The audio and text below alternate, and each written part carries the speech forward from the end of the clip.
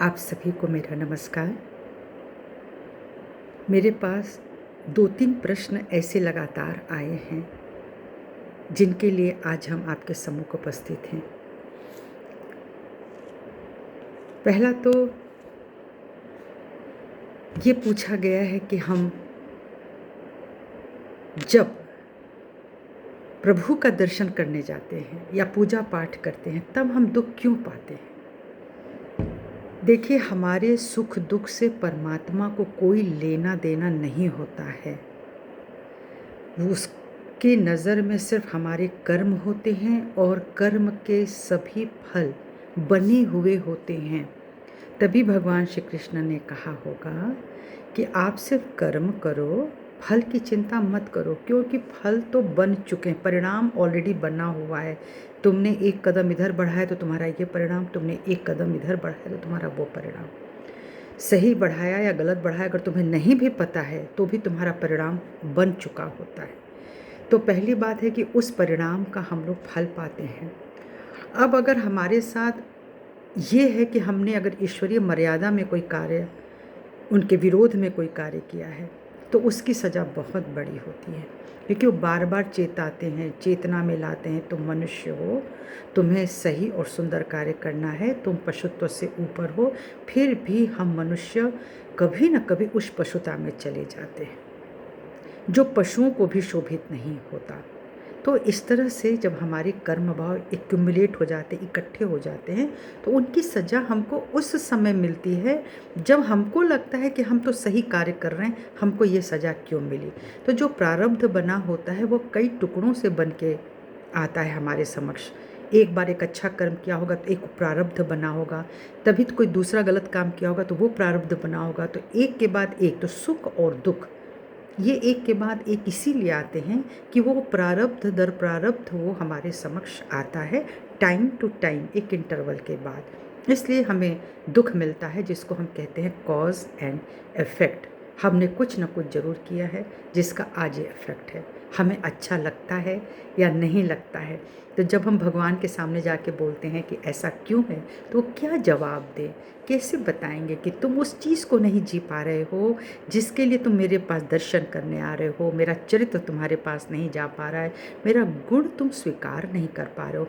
बस तुम्हें अच्छा लगता है कि मैं मुस्कुराता हूँ, लेकिन तुम मुस्कुराने का प्रयत्न नहीं करते। तुम्हें अच्छा लगता है कि मैं तुम्हारे सारे कार्य सिद्ध करूं, लेकिन तुम मेरी बातों को कभी समझना नहीं चाहते हो, उसे सिद्ध करना नहीं चाहते हो। इसलिए यह कष्ट तुम्हारे पास स्वयमेव आ जाता है, क्योंकि यह प्रकृति का नियम है और इसे कोई भी टाल नहीं सकता है। और साथ ही साथ जब हम लोग जागृत हो जाते हैं ना, जैसे अवेयरनेस में चले जाते हैं, जैसे भगवान श्री कृष्ण ने अर्जुन को ये जागृति प्रदान की थी कि तुम एक आत्मा हो और मैं परमात्मा हूँ, तुम मेरी बात सुन लो और वो सब करो जो मैं तुमसे कह रहा हूँ। तो इसी तरह से जब हम लोग जागृत हो जाते हैं, अपनी आत्मा को प्राप्त कर लेते हैं, आत्मस्थ बन जाते हैं, तो ये सब हमारी चेतना में बैठ जाता है, हमें ये करना है और ये नहीं करना है। तो ये डूज़ एंड डोंट्स बिना जागृति के नहीं आता है, आप दूसरों को नहीं सिखा सकते। तो यह स्वानुशासन में ही आता है, आत्मानुशासन में ही आता है। आत्मा की प्राप्ति के बाद हम उस अनुशासन में जब चले जाते हैं, तब जाकर के हमारे जो पाप होते हैं वो शनय शनय शनय करते चले जाते हैं। और एक दिन आप देखिएगा कि आप ये कह सकते हैं कि मुझे ऐसा कोई कष्ट नहीं है या नहीं हो रहा है, जबकि कष्ट आते हैं, लेकिन आप सामर्थ्यवान बन जाते हैं, आप सत्य पथ पे खड़े हो जाते हैं, तो वह कष्ट आपको छूता नहीं है ज़्यादा। इसलिए ईश्वर को समझना, आत्मा को प्राप्त करना, उनका दर्शन केवल बाहर बाहर दौड़ के करना, ये उचित नहीं है। हमें अपने अंदर बैठ कर के ध्यानस्थ होकर के जब जमना पड़ेगा, तब हमको इन सब का जवाब आता है। और ऐसे ही हमारे ही प्रश्नों का जवाब हमारे पास मिल जाए, क्योंकि हम अपने गुरु हैं, आत्मा अपनी गुरु है, तो हमारी भटकन छूट जाएगी। और बिना गुरु के वास्तव में ये दर्शन नहीं मिलता है, तो गुरु को देखना पड़ता है। गुरु की ओर देखे बिना वो ज्ञान नहीं आता। पर सद्गुरु अगर आपको साहिब से मिला देता है, आपकी कुंडलिनी का जागरण करा देता है, आपको आपका गुरु बना देता है, आपको एक ऐसी शिक्षा प्रदान कर देता है कि आप इस संसार में स्वयं तैरते चले जाएं, अब किसी कोच की ज़रूरत नहीं है, तो वही हमारा अल्टीमेट है। दूसरा क्वेश्चन था कि परमात्मा सूक्ष्म स्वरूप में क्यों रहते हैं, वह दिखते क्यों नहीं हैं। वाकई में ये एक हर बच्चा शायद भगवान भगवान जब आप उनको बताते हैं तो ये पूछना पड़ता है कि फिर भगवान कहाँ हैं, तो आप बताते हैं इस मुहूर्त में, उस जगह पे, इस जगह पे। आप उसको ये नहीं बताते कि भगवान तुम्हारे अंदर ही बैठा है। भगवान वह तुम में ही धड़क रहा है। जो तुम आत्मा आए हो हमारा अंश बन कर के, हम तो केवल शारीरिक अंश देते हैं, आत्मा तो आती है ना सिर के तालु भात को भेज करके। 2.5 से 3 माह में प्राण प्रतिष्ठा होती है। तो जब वह आत्मा आती है तो हम उस बच्चे को ये बताते तो हैं, जब वो बाहर आ जाता है और धरती पर लौटने लगता है, रोने लगता है, तो हम धीरे धीरे बताते हैं नाम के साथ, फिर ये माता है, ये पिता है, ये सारे तुम्हारे घर वाले, नाते, रिश्तेदार, ये तुम्हारा धर्म, ये सब कुछ हम बताते हैं। उसको नहीं ज्ञात है। लेकिन अगर हम ये बताना शुरू कर दें कि तुम एक आत्मा हो और तुम आज हमारे घर में पधारे हो, तो शायद वो दूसरे तरीके से जीवन को लेना शुरू कर देगा।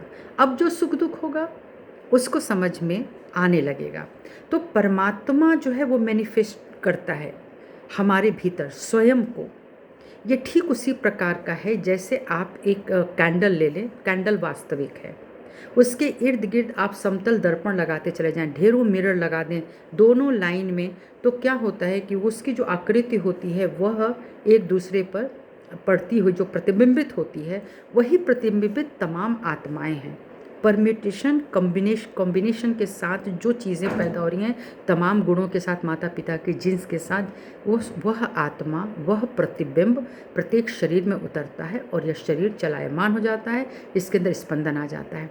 तो परमात्मा हमारे ही भीतर है, तो हम नहीं देख सकते। विराट को हम देख ही नहीं सकते क्योंकि हमारी फ्रिक्वेंसीज बहुत छोटी होती हैं। हमारी देखने की, सुनने की, सोचने की एक फ्रिक्वेंसी है, उससे ज़्यादा ना हम लाउड सुन पाएंगे, ना उससे ज़्यादा कोई चमक हम देख सकते हैं। तो ये परमात्मा का जो विज्ञान है वह किसी भी विज्ञान से बहुत ऊपर है, इसलिए हम परमात्मा को नहीं देख पाते हैं। ये भी ठीक उसी प्रकार से है जैसे कि हम माता के गर्भ में हैं, तो क्या हम माता को देख पाते हैं?